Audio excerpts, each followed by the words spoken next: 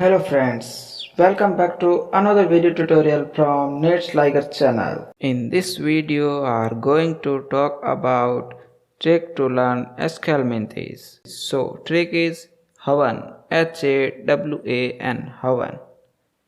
H से हो गया हुकवर्म, A से हो गया एस्कारिस, W से हो गया वूचेरिया, A से एस्केलमिंथस, N से निमेथलमिंथिस जो इसी का दूसरा नाम है निमेटोड।